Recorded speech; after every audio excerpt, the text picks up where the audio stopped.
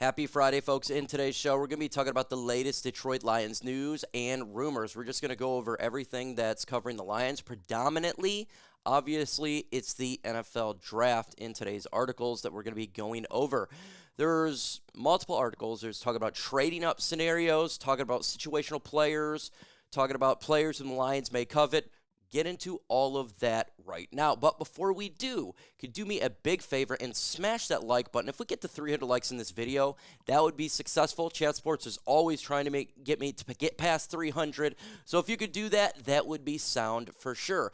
Let's go ahead and jump into the first article here. It's from Detroit Jock City, and it's talking about a trade. Lions trade up to the number 8 in the 2025 NFL Draft for a surprise projected trade. Now, this is a trade-up scenario. And why did I add this, today in Lions rumors? Because this is very possible Lions could trade up. And so give an idea of what they think the Lions would have to give up where they move and what they're trying to trade for and all of that. So Joe Summers here from Detroit Jock City, he put on a trade of the Detroit Lions trade up to the number 8 pick in the draft. That's very high, top 10 here. We go with Carolina Panthers. We give Carolina Panthers the 28th pick. Carolina Panthers are third-round pick this year, 102, and next year's first-round pick. So the Lions would lose next year's first-round pick and this year's first. So we would have 6 this year, obviously moving a big one for next year's draft. Why would this trade occur? Carolina Panthers are a team that's in an utter rebuild. They need extra draft picks. They're the Lions from a couple years ago, right? They need a complete rebuild. The Lions are looking to get one player potentially to get better. And yes, this is absolutely a blockbuster trade. They said for the type of player they'd like to get would be Jalen Walker or Mikael Williams. If they're to go up to the top 8 of the draft, it would have to be, you would think, they would have to be in love with this player. I mean, this is a big trade-up, and maybe be for Mikael Williams. If they did this, I would be happy. Why is that? Because we need to get an elite pass rusher. I'd love to have an elite pass rusher. But darn, if we're going up all the way this far, you might as well go up to the top, man. Right? But that's a big trade-up anyways. I mean, to go all the way from 28 to 8. We've seen it done, but it would definitely be for a Mikael Williams type of player for sure. In the comments right now, would you do this trade? Would you go all the way up from 28 to 8? You would have to give up 2 first-round picks and a third-round pick. Let me know your thoughts in the comments right now. Next one here talks about rival pass rusher. Looks quality addition. I mean, the Lions. Now, if you notice, we had a pass rusher from Chicago come visit us the other day, DeMarcus Walker. So he is visiting the Detroit Lions. Now, according to ESPN, Jeremy Fowler, Lions met with him. DeMarcus Walker last week quickly had another visit scheduled with the New York Giants. So he's looking to sign with another team. Again, I was talking about this before. If the Lions do sign an edge, whether it be DeMarcus Walker or Zadarius Smith, you would assume it would be after the draft. So you're getting players that are wanting to gauge what their interest is from other teams, how much it would cost, and how much they'll make for that team. And maybe just wait till after the draft. Say the Lions were unable to get a pass rusher, this could be an option, right? Or if the New York Giants, they don't get a pass rusher, it's going to open up his value in his mind, DeMarcus' mind, that he would get more playing time there and probably a little bit more money. Why? Because they don't have the depth, so that makes sense. So he's probably waiting till after the draft. And same with Zadarius Smith, and same with the clubs. I think it's probably a mutual wait. They're gauging the interest with the agents. So I wouldn't expect a signing to happen any moment. I wouldn't expect that. But if they signed a pass rusher like Walker or Smith, I've been saying it all along. That's exactly what I would expect, right? They need to get a pass rusher. And I'm not just talking about just one rookie. I think they need to get 2. They need to get a veteran and a rookie. So seeing this, it makes all the sense in the world. The interest for the Lions and gauging what they need to, what it may be to have to get him on this football team. So that is something that we need to definitely look at going forward, is how, what is it going to cost and what's the gauge going to be for these players? Today's show is sponsored by Game Time. It is the best app and the number one app that I trust the most and the app that I want you guys to get. It has so many features. It specializes in last-minute deals and saves up to 60% when buying last-minute tickets for sports, concerts, comedy shows, theater. It doesn't matter. They have Game Time picks, making last-minute tickets buying easy.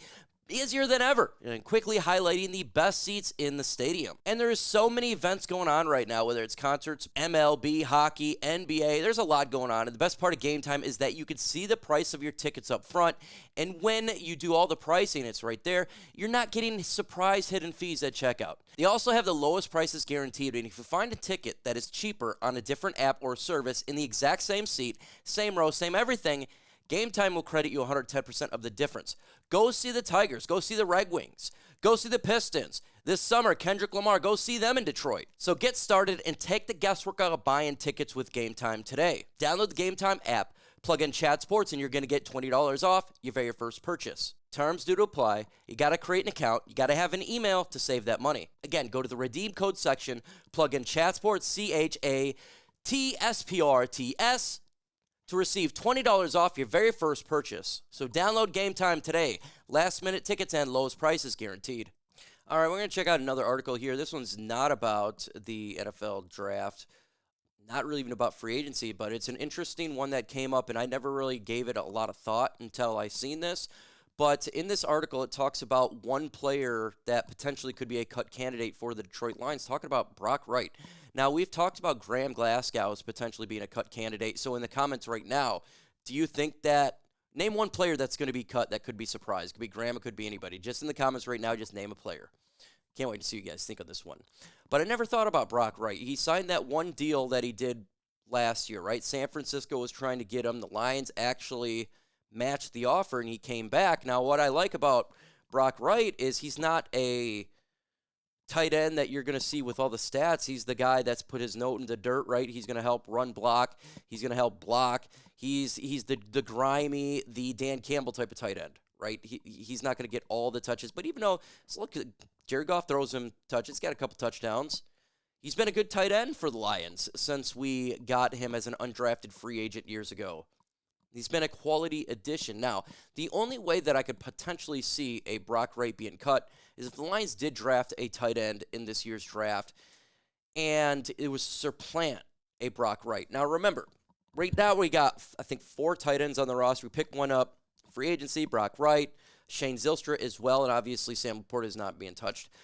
So you could see a situation like that. With that said, I think it's more of a Shane Zylstra needs to worry more than anything, right? We actually released him last year, and he came back on the practice squad. Brock Wright, yes, his contract's a little bit high for what he does, but to be honest, it would seem like, yeah, it saves a little bit of money, but is it really worth it? Because it's not much savings, and Brock Wright is actually a pretty good piece of this offense. So I'm not saying that he sure is gone at all. I don't know. It just depends on the Lions doing the draft.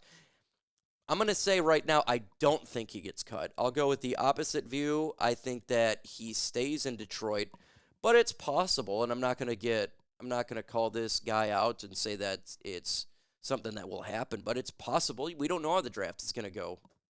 You know, I think that the Lions get a tight end, a mid-round tight end, 5th, 6th, 7th. We'll see, though. It's hard to tell with Brad Holmes. The guy is just a master at disguising what he's going to do in the draft.